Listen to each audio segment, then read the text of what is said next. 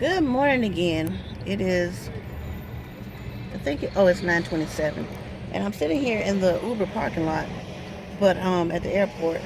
But I tell you what, the drivers have changed. I hate to say it that way. The quality of drivers have changed. I'm looking at people that are out in the parking lot. It's about 25 cars over here. They're in the parking lot, and they are the loudest people here in the parking lot. It's early in the morning. There's no reason to be out here yelling, screaming, and cussing and just talking about just craziness. I mean, they act like it's a block party. I mean, but if I don't know, maybe they've been working all like night and they hype. I don't know. I don't know. But it's just too early in the morning. Um, I got a couple of funny stories to tell you already. I've been out here about an hour and 30 minutes. My morning has been going. It started out bad, but I'm gonna turn it around. I'm gonna turn it around. Okay, we're gonna start with the first passenger I picked up. Picked up this lady, and I'm getting ready to sound wrong. No, I'm not gonna even say that part. I'm gonna leave all that information out. I picked up this lady, first ride. I pick her up by the pavilion in Charlotte. All right, she get in the car. I say good morning. She says good morning, and I start the trip. I'm going to the address she put in there. Okay, going down the street, which is only 9 minutes away. Now I get ready to make a right turn. I've got my street coming up on the right. I'm getting ready to make this right turn, and then all of a sudden, in this deep, husky voice, she yells at me, "Turn right here! Turn right here!" I'm like, "What? Where?" And so, come to find out, she was listening to her headphones. She was listening to her headphones, and so it was loud. Oh man, they're not okay. Well, I'm at the airport, but I didn't get an airport trip. So she's listening to headphones, and she got it blasting. Okay, they canceled. That works for me. Works for me. Um.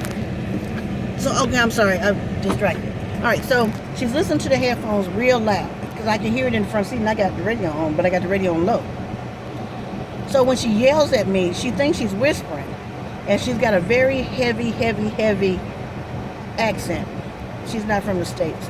She's very gruff. Her voice is just very harsh, and it scared me to death because I jumped, and then I'm like, where? The street was right there, and she wanted me to do the Tokyo drift up in there. And I said, "Oh, I'm sorry, I passed your street." I said, "But it says your street is the next street," which was an apartment complex. She says, "No, no, this is where I go. I take Uber every morning, and they know where I go. They know my destination." Me being me, before I realized it, I said, "Ma'am, I just met you this morning. I don't know what your destination is. I'm going to the address you put in this phone." So she says, "I am already late. I am already late." So now I'm thinking, well, honey, you should have called Uber a lot earlier. You only 9 minutes down the street, so you waited too damn late. So your morning starting out bad. You ain't finna mess up my morning. I'm thinking that part to myself. So I go up and make the U-turn. Maybe she thought about how she was talking to me, because I know I was thinking about it. Again, my heart started beating real fast. And then I'd be like, okay, now, stay calm, stay calm. She's rushed and she's hurried, and she's going to try to project that onto you.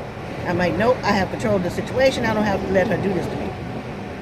All right, so I take her on over there to her destination. And then she get out the car walking like a damn sloth. You already late, but you walking like a sloth. She was not walking with purpose. So I'm like, ugh, okay. All right, so I'm heading on down toward the airport area because I think I'm going to go try to work the Rock Hill, South Carolina area. So I'm heading down 85. I get another ping. It's in an area that I don't service. But I'm looking at the map. I'm like, okay, they're going the opposite direction. So I'll go ahead and take this one. So I head up that way. When I pull up, it's a lady with 3 children. 2 of them look like they're about 8 and 9. The other one was 3. But I noticed she don't have a car seat or a booster seat. I'm like, here we go. And I make it my business to tell everybody, next time an Uber comes to pick you up, try to have you a booster seat because they can actually deny your ride or cancel your ride because you don't have a car seat. All right, remember, y'all, educating. So I pull up, and I open up the back door and the front door because I got my purse. I keep my purse over there. Sometimes I don't want people sitting over there. So I open up the back door, and the mama get in the front. But while I'm reaching for my purse to move it, She moving my shit for me. It's like, okay, lady, slow down. I'm moving it. She get in. I said, good morning. She said, good morning. I'm like, oh no. Oh no. So the kid's putting on the seatbelt. The little boy, remember, he don't have a booster seat. So I'm like, now how am I going to tell her in a nice way that when next time you call an Uber, try to have a booster seat or a car seat, because we have to have the kids in that. But she looked like she was stressed already. And I looked at her destination. We were going 4 minutes down the street, meaning another $3.40 ride. I ain't gonna never make my goal like this. So I'm like, okay, it's only 3 minutes and 40 seconds down the street. I'm gonna take her, but I'm gonna explain to her about this car seat. Then all of a sudden, they try to put the little boy's seatbelt on. He just busts out crying. You ever been around one of the little kids? They look little, but they mighty. They got vocal cords that sound like Barry White. It is too early in the morning. He just busting out. Just, ah! I mean, it's hard and harsh and just... And then on top of that, now I'm trying to get it in about this car seat. I'm just waiting on the it's like double dutch. I'm just waiting to jump right in to just... Okay, when she say this, then I'm going to jump in there. I'm a hot peas. And I'm going to tell her. Well, so much was happening in the car, I barely got it out. So anyway, I said, well, ma'am, next time you call an Uber, go to the Goodwill and have you, buy your little cheap car seat, booster seat. They're like $3, $4. And she was like, a booster seat? Then the little boy just bust out crying. He took a deep breath. Ah! And I'm like, oh gosh, okay, I don't like a lot of noise. So I'm like, oh gosh, let me drive fast. That was the fastest I ever drove in just a few minutes to go down the street. All right, so now I'm going to her destination she put in. It says Cindy Lane. I kindly and smoothly get over in my left lane to make a left turn on Cindy Lane. Then she says, no. So I jump again. No, it is the next one. Go to the next one and make the U-turn. I'm like, dang, what is wrong with this Uber app? Is it me? Do I need to drink coffee? I don't drink coffee, but do I need to go get some coffee? Because this is going crazy this morning. I'm all jacked up. So I get over there, and I didn't tell y'all this part. The lady smelled like she sleep on a bed of mothballs. I don't know, maybe some of y'all like that smell. I do not like the smell of mothballs. Mothballs and kerosene. I don't like that smell. The kids smell like mothball and kerosene. She smelled like mothball and kerosene. I said, oh gosh, I got to put the windows down. I'm going to have to spray the car. So I've been spraying. Got my little spray right here. So I've been spraying. It wasn't enough damn spray, because I still smell like mothballs and kerosene in my car. So anyway, after that, I dropped her off, and I was thinking, now if she asked me to wait, looked like we were going to summer camp or something. But I'm like, if she asked me, can I wait? I was just simply going to say, no, ma'am, I'm sorry. I have to go to the next call, because I couldn't take it. It was so strong. All right, so then after that, I got back on the highway.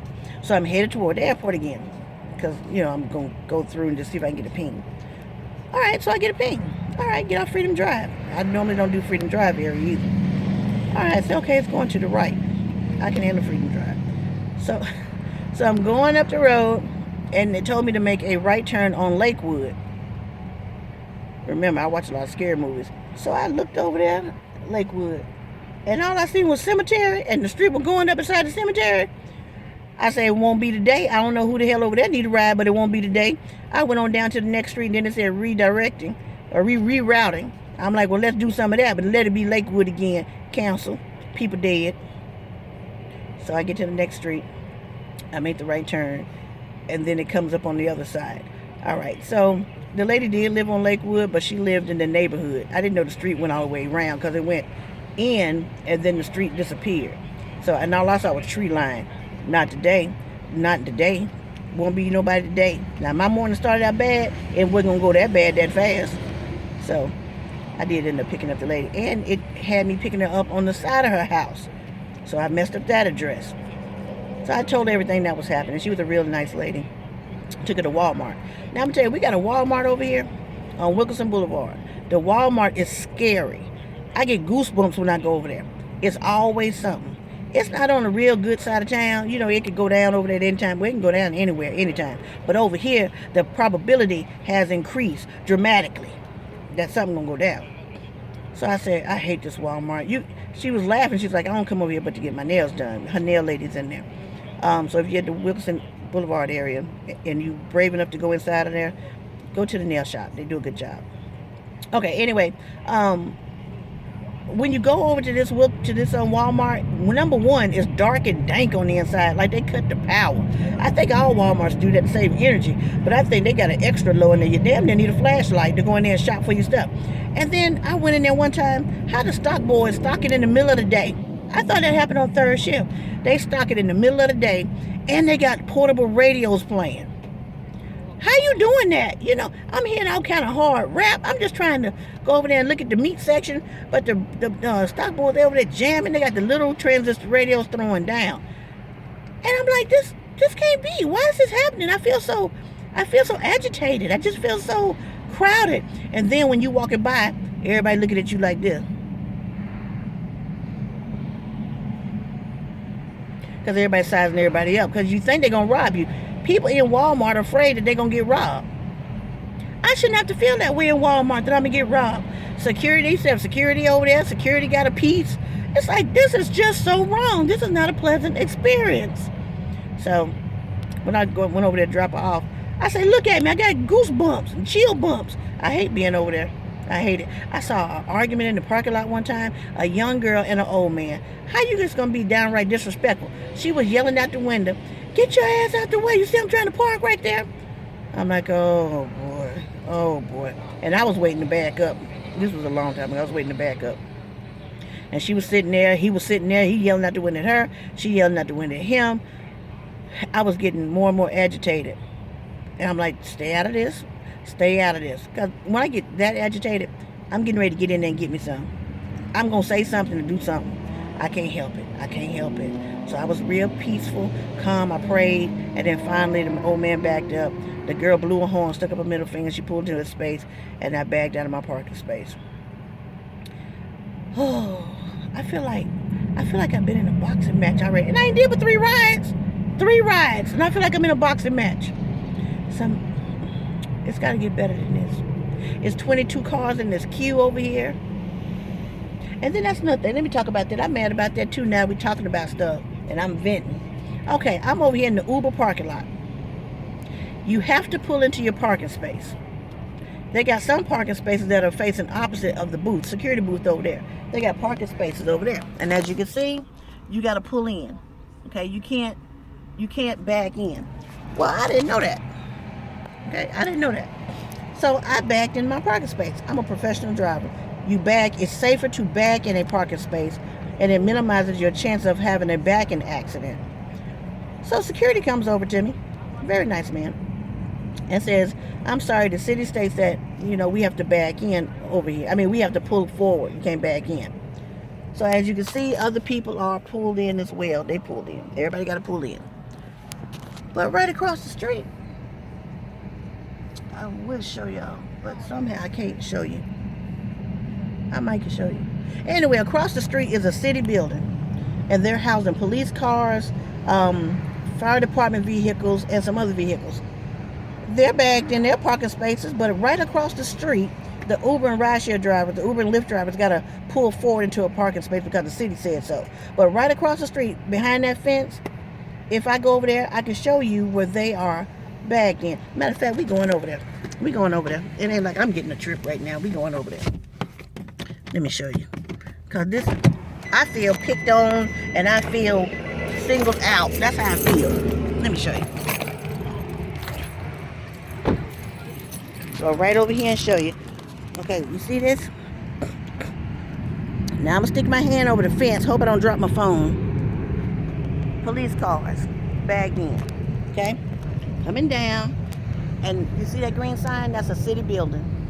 I'm in a city parking lot, but I got to pull forward. They're in a city parking lot, but they can back in.